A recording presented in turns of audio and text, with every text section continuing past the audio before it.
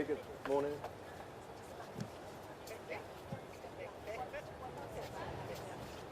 Happy with us?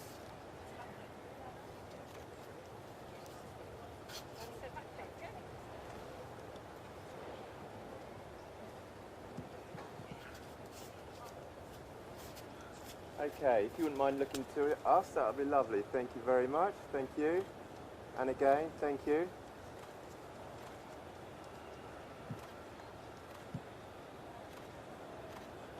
And again. Thank you very much. Thank you, Home Secretary. Thank you. Thank you. Thanks, everyone. Okay, and I think we're heading over here. Here. Demonstration 3. Oh, here we have our drones. So we love drones. We love drones as well, man.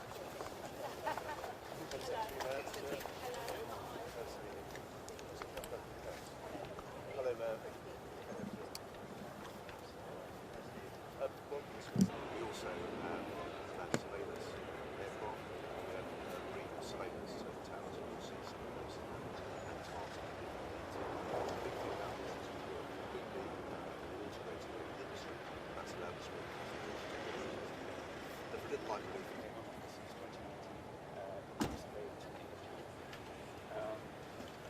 Our alternative safety of life and safety, making sure that we are getting the response to the people in need.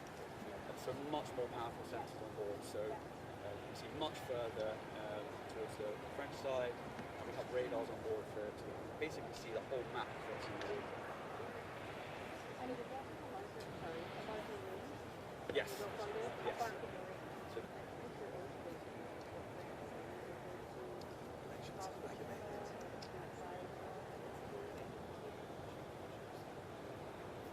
in this particular operation, so we fly from an airfield just off the coast with this lodge with the system, and then we fly over there with this don't need a swim.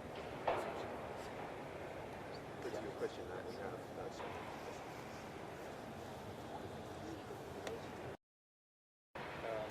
airframes themselves develop at a much because they are improving at a much quicker speed, and also AI. So it's not just border security, it's the wider security of the whole other stuff. So our specific role. Do they want to say hi to Kate? Oh, okay. Okay.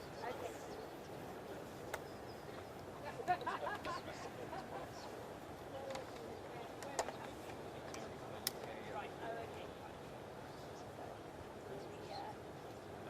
Looking, and we're talking, yes, are we in the right one? I'm assuming we are.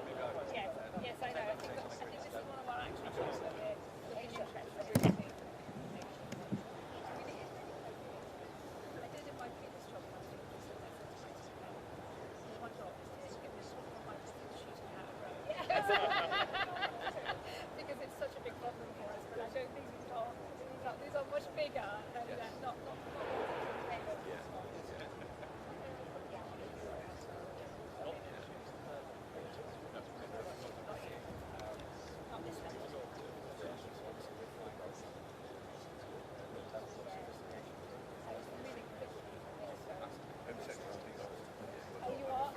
So, thank you, Sam. Thank you very much.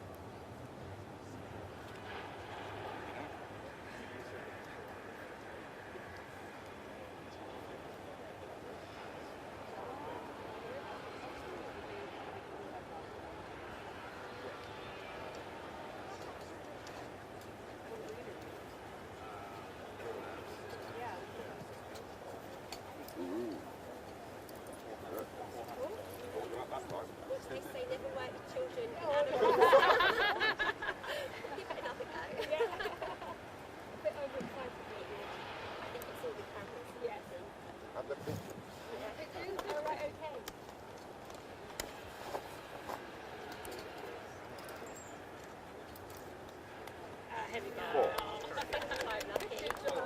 Yes. Good. Yeah, well done. Good girl. Questions at all? How long does it take to train the dogs, given that this is a sort of new odor profile and it changes all the time? So it's taken us 2 years to get to this point. And as I said earlier, we are working with academia on a 3-year project. So we're actually through the beacon and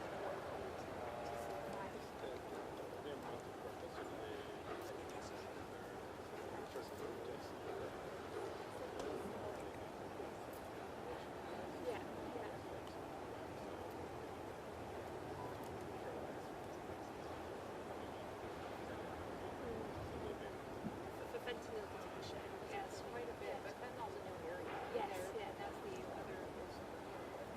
So much for CBP.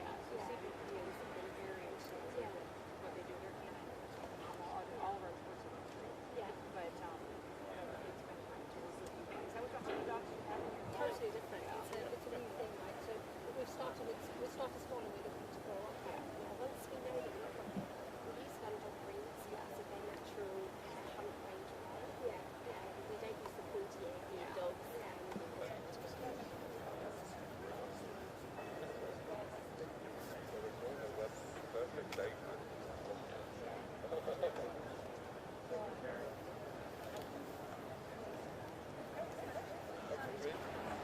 Jill Lawless with Sarah Lawless is CBC. Did you work with Sarah? Sam's going to talk about our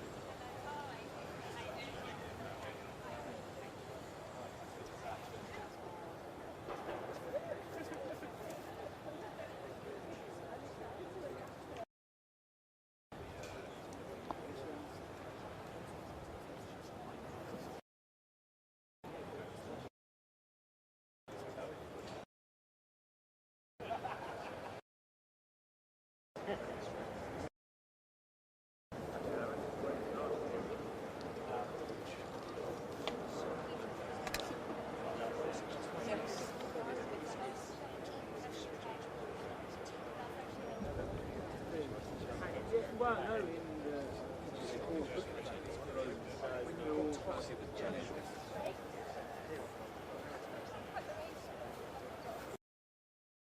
Okay. So we have Andrew on the right and I want to ministers on the left, please. Okay. Right. They're going over there. Right, there we go. There we go. Oh, I see. Right, this is us over here.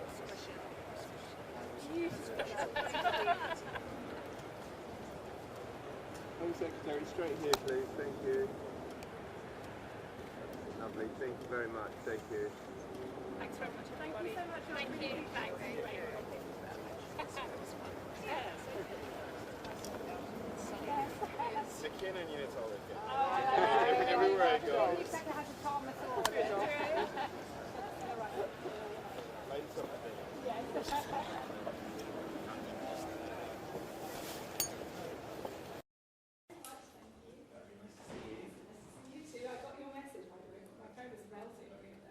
Thousands of incoming, but I had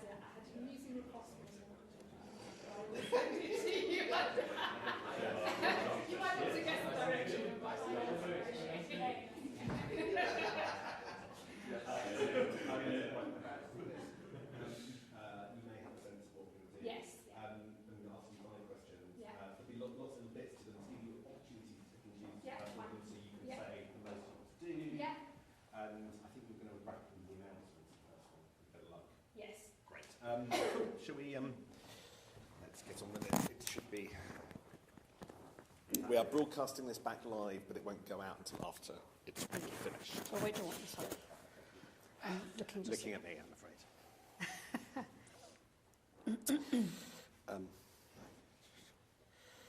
afraid. Home Secretary, can you tell us what we're doing, what you're doing here today, what you're announcing, and also the Americans are here talking to you about Five Eyes. Have they restored intelligence to do with Ukraine? Because we understand they took that away.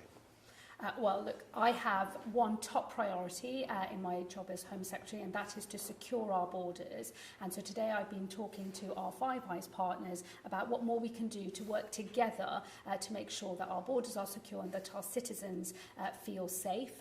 We think that there is interesting space for collaboration, particularly on how we deal with countries who do not take their citizens back. So making sure that we are able to return out of our countries people who have no right to be in our countries and send them back to their home country. So for the countries that do not play ball, we've been talking about how we can take much more coordinated action between the Five Eyes countries. And for us, that means including possibly the cutting of visas in the future, just to say, you know, we do expect countries to play ball, play by the rules, and if one of your citizens has no right to be in our country, you do need to take them back. So cutting visas to countries that don't agree returns deals as Reform have proposed and as the Tories have proposed? Well, this is a Labour government with Labour policy and Labour proposals. We've been looking at this for some time. It's been discussed already across the government, and I'm very clear that there has to be a strong approach to maintaining our border, and that does mean saying to countries who do not take their citizens back that we're not simply going to allow our laws to remain unenforced, that they do have to play ball, they have to come to the table, and if cutting visas is one of the ways to do that, then I'll do whatever it takes. I want to come on to you as the new Home Secretary in just a moment, but before we do that, do you fancy the job of Deputy Leader of the Labour Party? Are you going to go for that? Well, I'm the Home Secretary, so that is my job, and my top priority is securing our borders. I will not be running for Deputy Leader of the Labour Party. So you are the new Home Secretary. I suppose what people want to know is, are we going to see a change of approach and policy, or just a sort of change of vibe? For instance, on small boats, do you think that the deal with the French, one in, one out, and the deal with the French to disrupt the boats going across the Channel, which may or may not get through the French Parliament if that dissolves later today, is enough? Or could we expect you to do more to stop the boats other than what your predecessor did? Oh, well, look, I'm 3 days into the job. I have a very strong foundation to build on. Yvette Cooper, my predecessor, had real success in getting returns to 35,000. I think that was a real step change from the terrible inheritance we had from the previous Conservative government. And of course, she was able to strike that landmark deal with the French. That's an international binding treaty between us and the French government. And of course, it's not for us to comment on the domestic political affairs in France, but we will be looking to, of course, continue with the treaty that we have agreed. But that is a strong foundation for me to build on as the new Home Secretary. I will be looking to go further and faster because I am very clear I have one top priority in this job, and that is to secure the borders. I will do whatever it takes. And for those who've worked with me already in government and in my previous brief, I think people can tell I'm not the sort of person that hangs around. I want to understand how you differ to your predecessor. For instance, there's been some very recent talk about digital ID cards being an answer for migration and people who come over here. Can you just sketch out your view of ID cards? Do you have a long-standing view? What is it? Could everybody expect to have a digital ID in the future in order to, one of the reasons to be to tackle migration? Well, look, my long-term personal political view has always been in favour of ID cards. In fact, I supported the last Labour government's introduction of ID cards. The first bill I spoke on in Parliament was the ID cards bill, which the then Conservative Lib Dem coalition scrapped. So I have a long-standing position, which anybody who's familiar with my because it wasn't in the manifesto, was that a mistake? Well, I have a long-standing position of my own, which those who are familiar with my political track record will know that is something that I've always supported. And look, my other colleagues in government have started this conversation about how we might roll out more digital ID. As Home Secretary, I'm very clear we do have to deal with the pull factors that are making the UK a destination of choice for those that are on the move around the world. And I want to make sure that we can clamp down on that. I think that a system of digital ID can also help with illegal working, enforcement of other laws as well. So there is a broader piece of work here to be done by government, but I do think that has a role to play for dealing with our migration system as well. Forgive me, could we be in a situation where everybody would be compelled to have a digital ID at some point? Well, the government's position at the moment is to look at digital ID, further rollout. I'll obviously be discussing that with my colleagues, some of whom are also, like me, new to the role, but we will be setting out our plans in the very near future about how we want to deal with the pull factors. The Prime Minister has also been clear. We have got to deal not just with disrupting the trade in people that is bringing people across the channel, but we've also got to deal with some of the reasons why they're getting in the boat in the first place, looking to come to the UK. And to our mind, digital ID has a role to play here.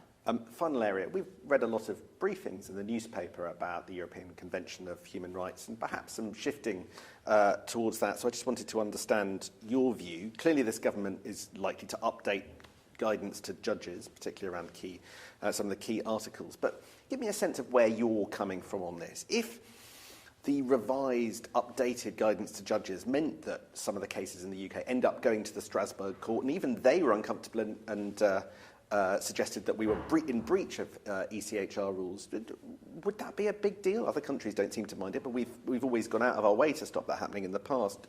Do you have a new attitude to adverse rulings from Strasbourg?